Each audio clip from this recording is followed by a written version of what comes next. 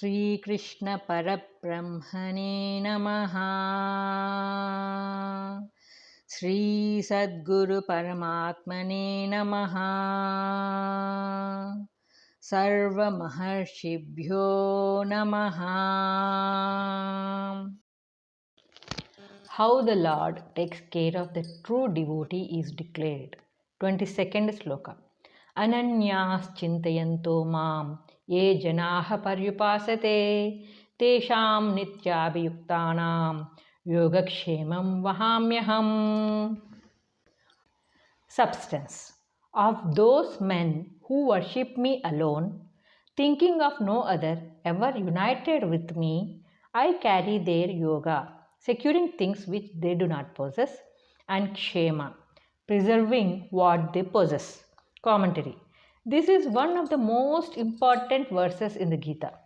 As it occurs in the middle of the Gita, we may describe it as the most precious gem in the Gita diamond garland. This is the Lord's promise of protection for the devotee.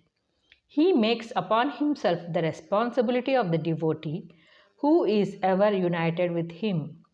Yoga means securing things which are not already possessed by the devotee. Kshema means preservation of things already possessed. Nothing can cause fear to the true devotee about his welfare, as the Lord Himself has taken over the entire responsibility. Let him be true to Him, and never failing hand of God is always there to protect him. The Lord knows full well that His devotees have given their all to Him and have nothing of their own. Such things as the devotee needs are supplied by the Lord Himself under all circumstances. What should be the attitude of the true devotee? He should have no other thought except that of the Lord. Ananyaha means not other is Ananya. That is, the devotee has nothing other than the Lord, and his mind does not move away from the Lord towards the other thing. This type of devotee is far different from others who desire enjoyments in heaven or in other worlds. The latter worships the Lord, but his mind is attached to enjoyments. This is not Ananya Bhakti. The devotee mentioned in this verse has to relish for anything except the Lord. All other things up to Brahmaloka are trash to him. He discards them all as loathsome stuff. Such a devotee is the Lord's own. To have such devotion distinguishes the true bhakta whose responsibility are taken over by the Lord Himself. What infinite compassion, what assurance of protection. Arjuna gave away the reins into the hands of the Lord. So should the devotee surrender himself to the Lord, and the result of such surrender is the protection of the Lord under all circumstances. What is needed by the devotee, either some worldly goods for maintenance of the body or Atmagnana, both are provided by him. The devotee has nothing else to do except to devote himself to the Lord's worship, and all else is looked after by the Lord. The devotee may be in a desert or a mountain cave or a forest. The Lord follows him like a calf following the mother cow. The biographies of saints and sadhus show how the Lord at every step was with him, with them, in them, and around them. Their life stories should give courage to the solitary seeker who is treading the holy path of self-realization in the middle of the tremendous dangers and distractions of worldly life. God's grace is like the wind and sunlight. Without distinction of caste or creed, age or sex, His grace pervades all. He is the friend of all. Let one be sincere and truthful. Let one's devotion be honest and straightforward. Let one have faith, and Lord's promise is there to protect him. The Lord should be worshipped continuously and always. Atma Gnana is the greatest boon that the Lord could confer on his devotee. Whatever little sadhana one does sincerely is protected and strengthened by the Lord. Steadfast and ceaseless memory of the Lord is emphasized here. Question: how to meditate on the Lord? Answer: the devotee should give up all other thoughts and think of the Lord. He should not have any attachments for any worldly things. Question: what is the effect? Answer: he receives God's grace. God Himself takes over his responsibilities, both secular and spiritual. Question: what then should man do to obtain God's grace? Answer: he should worship the Lord with single minded devotion. Those who worship other devas worship the Lord only, though by a wrong method. 23rd sloka. Epyanya devata bhakta yajante shraddhayanvitaah tepi mameva kaunteya yajantya vidhipurvakam. Substance.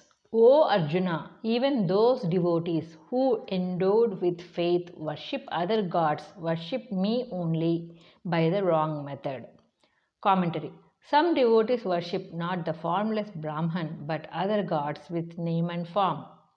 If their devotion is sincere, they, in a sense, worship the Supreme, who is the foundation for all devas. This form of worship is a wrong method. They are not worshipping the Supreme directly. So there is a difference in the fruits of merit. The various devas may confer different rewards of health and wealth, children and prosperity in worldly life. But the worship of the Supreme confers the highest reward of moksha, liberation. Whatever may be the object of worship, faith is essential. With such faith, if the Lord is worshipped, the devotee obtains liberation. Question: how should man worship God? Answer: with faith. 24th shloka. Aham hi sarva yagnanam bhokta cha prabhureva cha na tu mam abhijananti tatvenataschavanti te. Substance. I am alone the enjoyer and the Lord of all sacrifices, but they do not know me in reality, hence they fall. Commentary. Paramatma is the Lord of all sacrifices. Not possessing this knowledge, the worshippers of other gods fall down into the mire of samsara again and again. So long as this knowledge of the universal presence of the Lord is not understood, man falls into samsara. That there is only one essential reality should be understood and realized in essence. This knowledge promotes man from any kind of fall. Therefore, it is the duty of the aspirant to rise to the highest plane from whence there is no fall, Chuti. The Lord is known as Achyuta. For attaining Him, there is no Chuti, fall for man. Question: who is the enjoyer and Lord of all sacrifices? Answer: Paramatma. Question: why does man fall into samsara? Answer: because he does not possess the knowledge of the Supreme. Question: what then is the way to transcend samsara? Answer: the understanding and direct knowledge of the Supreme. The worshippers of the devas go to devas, and the worshippers of the Lord go to him. 25th sloka.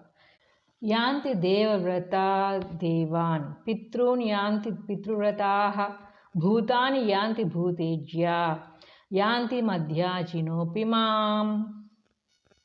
Substance. The worshippers of the devas go to the devas, the worshippers of the ancestors go to the ancestors, the worshippers of the bhutas go to the bhutas, and the worshippers of me go to me. Commentary. The Lord states the universal law that the object of one's worship will determine the goal that he reaches. No one gets anything other than what he thinks intensely. Naturally, the wise man chooses the imperishable goal of Paramatma, who liberates him from all bondage and gives him complete freedom and perfection. Of what use is to worship this or that deva or pitru or bhuta, who can only give some perishable things and once again throws man down into samsara. Let the aspirant think clearly of the goal he has to reach. Let him not be content with lesser things which have brought misery and death endlessly. Let him aspire for the highest perfection by worshipping the Supreme Lord. Let the Devavrata, worshipper of Devas, transform himself into Atmavrata, worshipper of Atma. Then he reaches the blissful state of Paramatma, and all his wishes and desires shall find fulfillment in that realization. Question: where does the worshipper go? Answer: he goes to the object of his worship, devas or pitrus or any other things. Question: where shall he go who worships Paramatma? Answer: he reaches Paramatma, the Supreme Lord.